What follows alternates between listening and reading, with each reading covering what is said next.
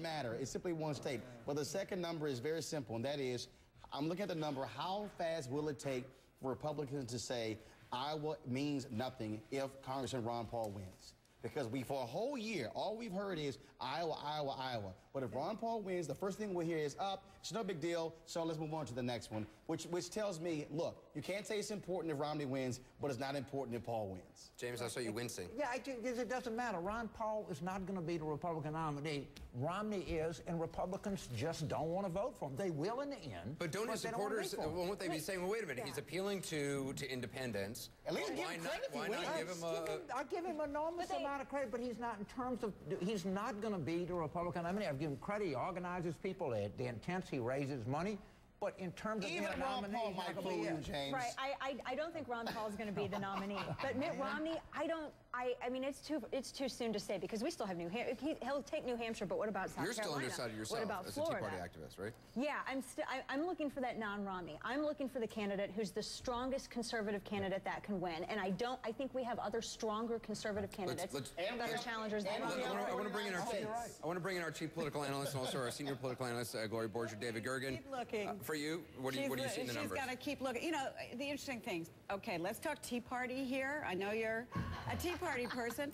I'm looking at the Tea Party numbers. What's so fascinating to me is that Rick Santorum so far is getting the most support from the Tea Party. Guess who's getting the least support from the Tea Party?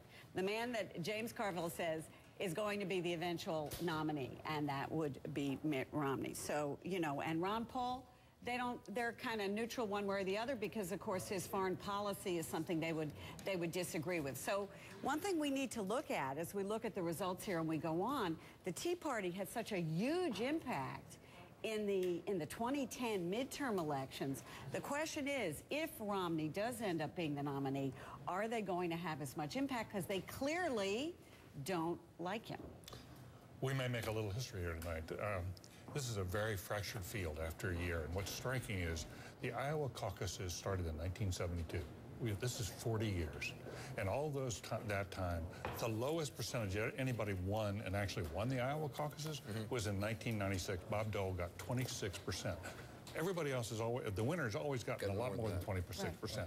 This time we may have a winner, it looks like, who's going to be below 26%. That really does suggest, to go to James Carville's point, that Mitt Romney has not yet made the impact he needs to make, and I wouldn't be surprised if we see some calls for yet another candidate. John King as well as And yet, yes, you'll have some people saying, let's get another candidate. Dana Lash says, where's my Tea Party alternative? Right. However, there are filing deadlines. Number one, you can't just say, I'm running for president. You have to file. You have to have raised money. You have to get on the ballot. Almost impossible to do at this point. Almost impossible to do it in a serious way. And let's say Romney is first or second with 20-something%. As I said earlier, some people will say, why can't he grow? Well, he's weak. Guess what? After tonight, our next question is, what's next and who's best positioned? And that's New Mitt Hampshire. Romney is way ahead in New Hampshire. If he wins tonight or comes in a very close second, a tie with Ron Paul and Rick Santorum, it's hard to see the bottom dropping out in New Hampshire in 1 week. You only get 1 week. It'll be interesting to see the tone. There's a debate this weekend. Will people go after him in a nasty, negative way? The key test for Romney after tonight will be, can he keep New Hampshire? If he can keep New Hampshire, then, as it was in 2008, South Carolina, as it often is in Republican presidential primaries, South Carolina says Iowa and New Hampshire win over the field. We pick presidents. We'll see what happens. If you're Rick Santorum, do you pretty much, I mean, maybe say hi to New Hampshire and then quickly just... No, he says he will go there because he knows he needs to prove he's not just Mike Huckabee. He's not just a Christian conservative candidate. He can contest on the economy. You know, when he won his House district, he has become known as this Christian conservative culture warrior. When he won his House district, he beat a 7-term Democratic incumbent just outside of Pittsburgh. It was a steel mill, economic, blue-collar district, and he beat him on an economic message. But it's on financial issues, Aaron, that he's been hammered by some of his opponents. It was interesting. Obviously, we saw the caucus goer there interviewed. He said, I picked Santorum because of the economy, which wasn't what I expected to hear. You know, we have a strike team of about 22 of the biggest CEOs, investors in the country, and I asked them the question today of who do you prefer? Now, you're all going to say, of course, they prefer Romney, and you are are right. They do all prefer Romney. Did I say that? But did anyone say I heard that. But that helps you read minds, too? That's right. And Gingrich generally came in second. But when it came to Ron Paul and Rick Santorum, those who would expect the quote-unquote establishment, the big donors, the big economic voices to not back them, it wasn't like that at all. Santorum, more support than you would think. Frustration from them on his social issues, but economic support. And with Ron Paul, the biggest bond investor in the United States of America, #1 choice, and the only Republican candidate you think is better than the president is Ron Paul.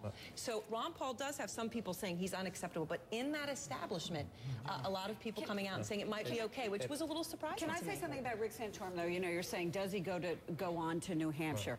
I spoke to somebody in his campaign today. They've got an ad up in New Hampshire already, an ad in South Carolina. But you know how much they spent in Iowa this past election on mailers, radio, and television? A grand total of $120,000. This New Hampshire and Iowa, then we get into closed Republican primaries. You're seeing a lot of independents tonight, young voters Ari was talking about earlier. The big surprise tonight could be these people showing up. Maybe they're Democrats or independents. They're signing up to be Republicans tonight to vote for Ron Paul. Remember in New Hampshire, again, if Barack Obama had an opponent, if there was a Democratic race in Iowa tonight, things might be different. Those independents might be doing different things. In New Hampshire, independents can also vote. This is what Huntsman has been banking on. And some of those independents, remember when Barack Obama was winning in New Hampshire 4 years ago, and then late Hillary Clinton charged back and took the state? Wow. Blue-collar, Reagan Democrat types in gritty Manchester and places like that. There are a lot of blue-collar Democrats, blue-collar conservative Democrats who, if they want, can play in New Hampshire a week from now. It'll be interesting to watch. One last point. Will they vote the for Ron Paul? Republican Party ignores Ron Paul at its peril. He is proving he can bring new voters to the process. You can't win against, yes, a vulnerable, but a very formidable incumbent unless you can change things. And he's proving he can change things. Listen, John, I go back to this. I think you're right. Mitt Romney is clearly going to win New Hampshire, but he's not going to get a lot of credit for it. It's expected that he's going to win New Hampshire. This game goes on, who has the money to take him on in Florida? Who has the money to take him on? He's already buying ads in Florida. He's the only one already. He's already sending out ballots. But I think he's got to get sort of above 28% or around there, because he's got to show. He's polling at 40 in New Hampshire right now. He's got to show that he can go beyond that threshold. What the Romney campaign did, I think, very well, and we'll see how it turns out tonight, is they were kind of a model for how you set expectations in a campaign. You know, they got into Iowa late. They said, we're not really going to compete.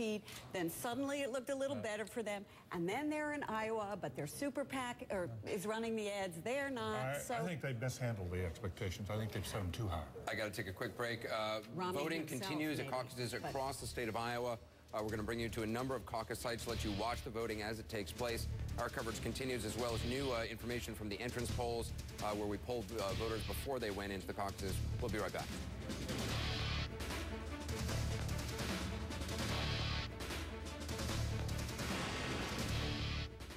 CNN's coverage of the Iowa caucuses is sponsored by America's Natural Gas Alliance. Smarter power today.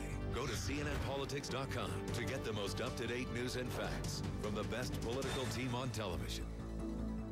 All energy development comes with some risk, but proven technologies allow natural gas producers to supply affordable, cleaner energy while protecting our environment.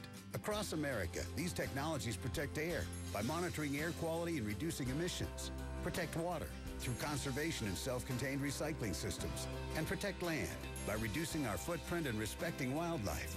America's Natural Gas. Domestic, abundant, clean energy to power our lives. That's smarter power today. Now's the time. Tinker Tailor Soldier Spy is superb. 5 stars. Perhaps the great spy tale of our time. Hands down the best thriller of the year. Tinker Tailor Soldier Spy. Rated R. In select theaters now, everywhere Friday. I want healthy skin for life. Improve the health of your skin with Aveeno Daily Moisturizing Lotion. The natural oatmeal formula improves skin's health in 1 day with significant improvement in 2 weeks. I found the moisturizer for life. Only from Aveeno. Alka-Seltzer Plus presents The Cold Truth.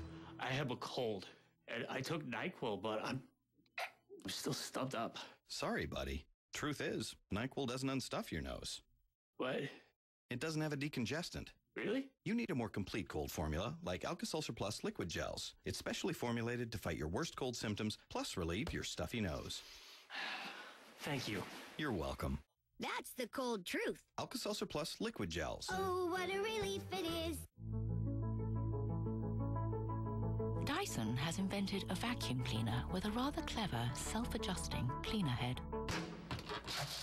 It automatically adjusts to different surfaces, sealing in more suction, even on hard floors. So you may find you have to empty the bin more often. Sorry. The new DC-41 seals in more suction. Rather a good idea. Passport. You go. Driver's license, past 5 years tax returns, high school report cards, and I'm gonna need to see a receipt for that watch you're wearing. You know, you really should provide us with the checklist of documents we're gonna need up front. Who do you think I am?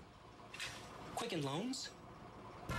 At Quicken Loans, we provide a checklist of the mortgage documents you'll need up front. It helps keep you in the know every step of the way. One more way Quicken Loans is engineered to amaze. Welcome back. We're getting official votes coming into the CNN Election Center from Iowa. Let's take a look at where things stand right now. These are not polls. These are the official numbers coming in from Des Moines. 15% of the precincts have now reported. Ron Paul is ahead with 24%, 148 votes ahead of Rick Santorum with 23%, 4,292 for Rick Santorum. Also at 23%, just below Rick Santorum is Mitt Romney with 4,183 votes. Newt Gingrich is distant 13%, 2,400 votes or so. Rick Perry only 10%, 1,800 votes. Michelle Bachmann a disappointing 6% so far with 1,000 votes, plus only 126 votes for John Huntsman. He didn't even campaign in Iowa. But once again, these are 15% of the caucus, of the precincts have reported right now. Let's go to Soledad O'Brien. She's standing by at one of those caucuses in Clive outside of Des Moines. They're counting votes over there, Soledad.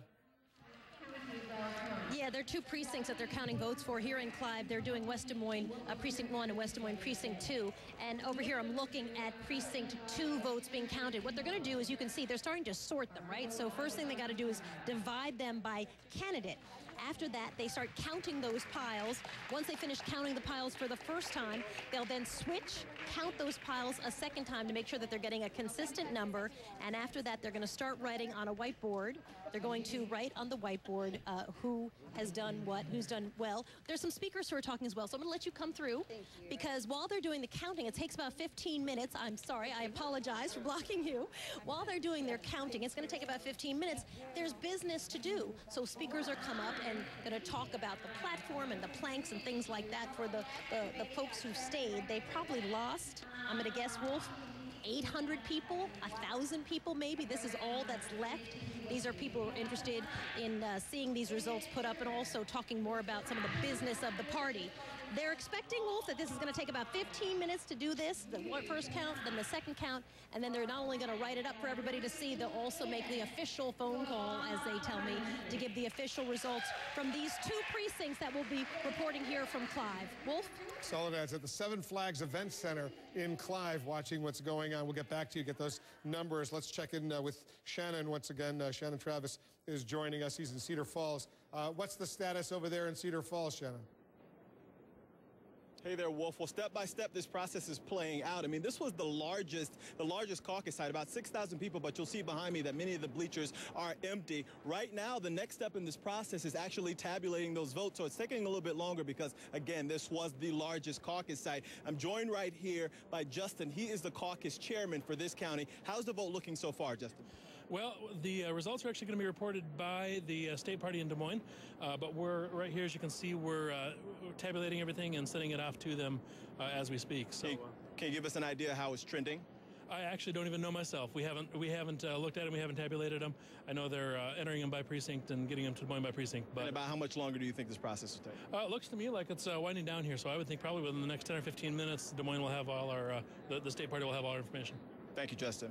There you have it, Wolf. Justin, the caucus chairman of this site here, telling us that about in 15 more minutes we should see some kind of results reported. Wolf? And then they'll call in Des Moines and give the numbers, and we'll add them up, We'll get those official numbers and our entrance poll results. As you know, it looks like a three-man contest right now. Ron Paul slightly ahead, though, slightly ahead of Rick Santorum and Mitt Romney, as we know, right now in the top tier. I want to go to the headquarters of those three candidates right now. Candy Crowley is over at Mitt Romney headquarters. Jim Acosta is at Rick Santorum headquarters. Dana Bash is at Ron Paul headquarters. Candy, first to you. People are coming back from caucuses, and they're getting ready to hear from their candidate at some point in the not-too-distant future. Right, as it winds down at the caucus